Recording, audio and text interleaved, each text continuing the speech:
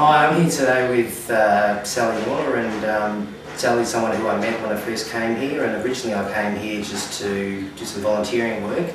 Sally's spent quite a bit of time here and at home in Australia.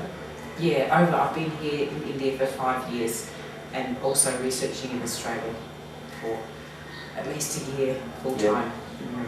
And she's written a brilliant book, Mother Teresa, the Genius of Calcutta. There is another book I'm aware of that Sally has given me by a gentleman by the name of Arup Chatterjee. It's called The Final Verdict. But the material that Sally's put in her book is quite mind-blowing, really, and it runs parallel to my first day when I worked at Prem Dam, which is called the House of the Dying, might I add. And the conditions in there, as you'll see in the footage in this movie, are just incredible.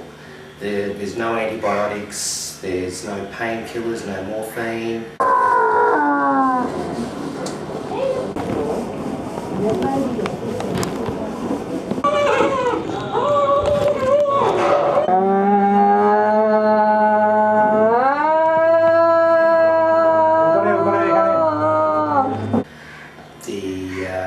The patients there are treated like animals, for want of a better word. The food there is basically inedible, and I managed to use a bum bag similar to this one, and the recorder, which is what we're using it now, unfortunately, but is about the same size.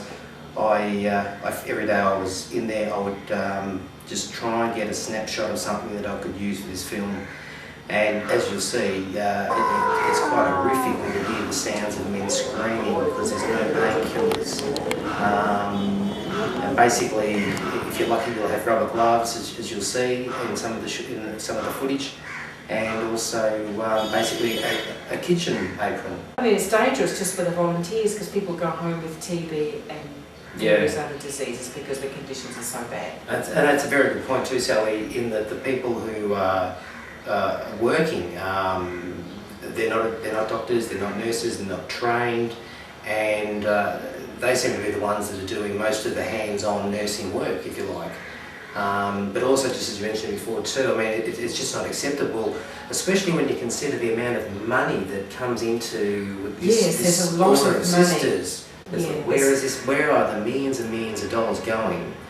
Why is it there is only one shaver for 150 men? From what people say now, the conditions are exactly the same. Yeah.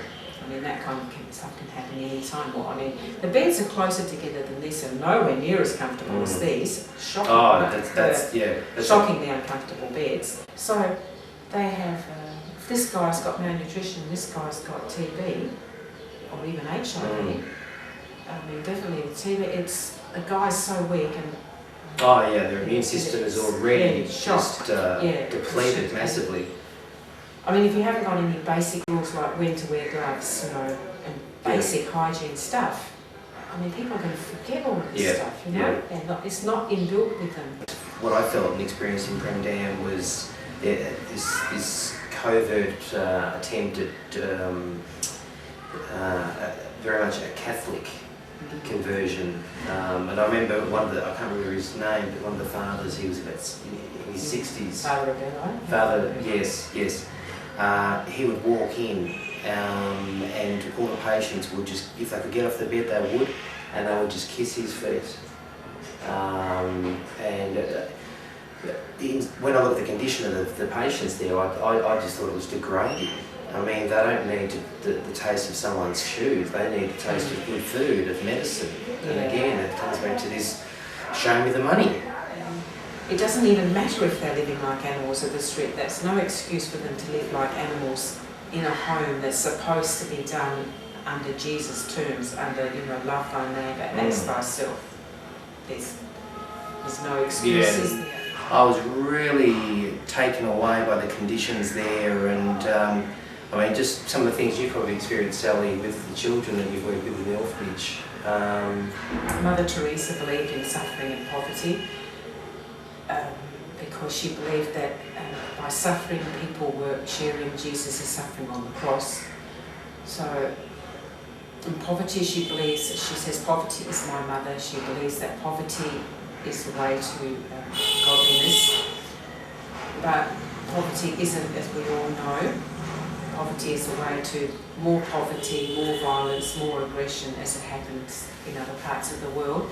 Here the conditions are so bad. I guess the people there don't complain because they're frightened of perhaps even worse. Yeah. The children in that position, very few of them complain. The conditions back in the 50s, which perhaps were okay then when people were dying because of the whole Bangladesh partition, East Pakistan partition. But nowadays there's no excuse to have no painkillers for men to have shaving facilities. Mother Teresa believes none of these people have anything of their own. They don't have a name, they just have a number. But in the conditions where you're described, where people are operated on, in conditions where normally, and even here in India, anaesthesia would be provided, this is really unacceptable in 2005. It's unacceptable all the time, but it's unacceptable in 2005. Yeah.